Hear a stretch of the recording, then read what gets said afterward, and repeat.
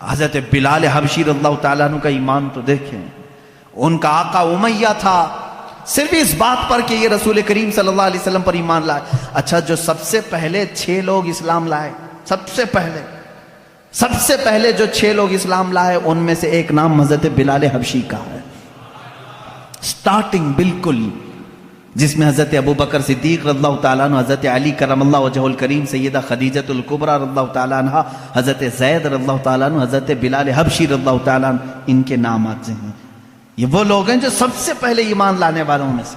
حضرت بلال کو ان کا آقا پکڑتا تھا اور وہ کہتا تھا کیا میں تیرا رب نہیں ہوں؟ حضرت بلال کہتے تھے نا، ربنا اللہ، ہمارا رب تو اللہ ہے، تو رب ہو ہی نہیں سکتا۔ اس کے غلام تھے وہ، اس وقت غلامی کا دور تھا، آقا جو کہے غلام کو ماننا پڑتا تھا۔ وہ اپنے 2 بدماش بیٹوں کے ہاتھ میں دے دیتا تھا حضرت بلال رضی اللہ تعالیٰ عنہ کو، ایک بڑے ڈرم میں وہ ڈال کر کے دن بھر اس کا ڈھکنا بند کر کے رکھتے تھے، بڑے سے ڈرم میں ڈال کر کے اس کا ڈھکن بند کر کے رکھتے تھے، شام کو کھولتے تھے بغیر کھانا پانی دیے ہوئے، پھر ان کو مارتے تھے مسلسل۔ اور ایک دن تو اوباش لڑکوں کے ہاتھ میں ان کے آقا نے پیر میں رسی باندھ کر کے دے دیا، وہ بدماش لڑکے مکہ کی گلیوں میں حضرت بلال کو کھینچتے ہوئے لے جاتے تھے، اور وہ مکہ کی تپتی ہوئی گلیاں جب دھوپ چلچلاتی رہتی تھی، اس میں حضرت بلال کو ننگی پیٹ وہ کھینچتے ہوئے لے جاتے تھے، اور مکہ والے یہ منظر دیکھنے کو جمع ہوتے تھے تو سارے لوگ آتے تھے تو حضرت بلال مسکرا کر کہتے تھے اے مکہ والو، اللہ ایک ہے، اللہ ایک ہے۔ یہ اس زمانے میں کہہ رہے تھے جب ہر جگہ بتوں کی پوجا تھی۔ مکہ میں خانہ کعبہ کے اندر بت رکھے گئے تھے، خانہ کعبہ کے اندر بت تھے، ان کے درمیان بلال حبشی اعلان کر رہے تھے اے میرے عزیزو، ان کے ایمان کو ہم میں سے کون پہنچ سکتا ہے؟ آج ہم پر تھوڑی سی آفت بھی نہیں ٹوٹی کہ لوگ اپنا اسلام چھپانا شروع کر دیے، آج لوگ مصلحت کی بات کرنے لگ گئے۔ زمانہ ایسا ہے مولانا، اب تو سوچ سمجھ کے چلنا پڑتا ہے۔ میرے بھائی آپ کی بات کر رہے ہو، کیا بلال حبشی کا زمانہ اچھا تھا؟ وہ زمانہ کتنا خطرناک تھا، کیا وہ زمانہ آج ہے تمہارے ساتھ؟ لوگ آج ہم سے کہتے ہیں نہیں اب ویسا نہیں چلے گا، اب تھوڑا سا زمانہ بدل گیا۔ اب زمانہ بدلا نہیں، یہ اللہ کا شکر ادا کرو کہ اب بھی اللہ نے تمہیں سجدوں کی اجازت دی ہے، یہ مہلت رکھی ہے، آزادی ہے آج بھی، پھر بھی تم مصلحت کی بات کرتے ہو۔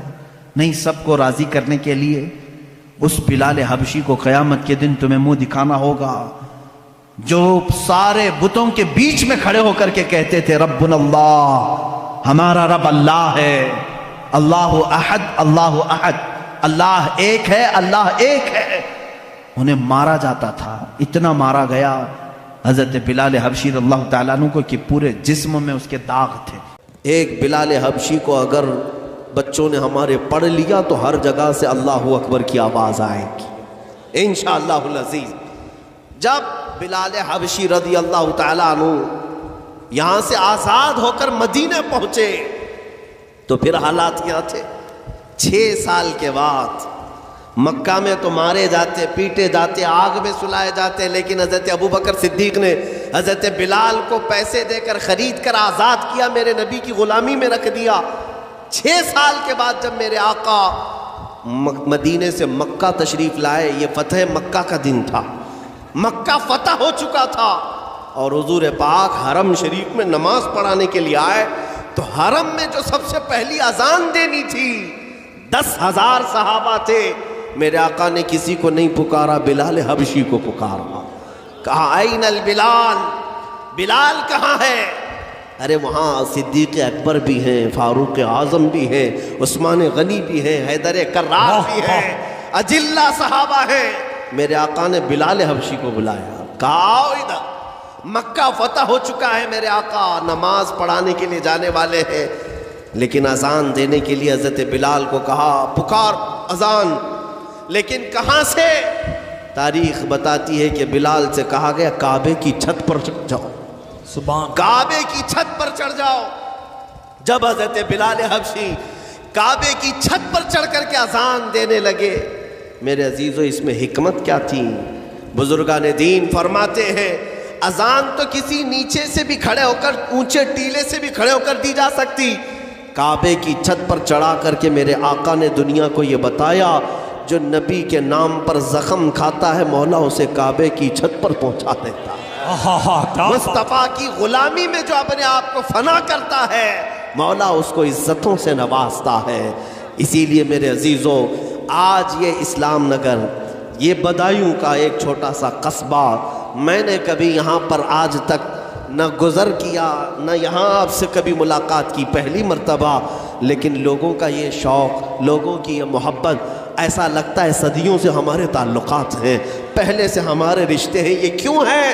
مجھے آپ جو عزتوں سے نوازے یا مجھ سے قریب ہونے یا ملنے کی خواہش رکھتے ہیں تو اس لیے نہیں کہ کسی جنتا پارٹی کا آدمی آیا ہوا ہے، اس لیے عزت دی جاتی ہے کہ نبی کریم صلی اللہ علیہ وسلم کا غلام آیا ہوا ہے۔ جب تک بکے نہ تھے تو کوئی پوچھتا نہ تھا، جب تک بکے نہ تھے تو کوئی پوچھتا نہ تھا، یا رسول اللہ تم نے خرید کر ہمیں انمول کر دیا۔ نعرے تکبیر، نعرے رسالت، مسلک اعلی حضرت، عظمت مذہب اسلام، علماء اہل سنت، سرزمین اسلام نگر بدایوں شریف، زندہ باد زندہ باد، سبحان اللہ۔ یہ جو عزتیں ملتی ہیں یہ کسی اور بات کی نہیں، رسول اللہ کے قدموں سے وابستہ ہونے کی۔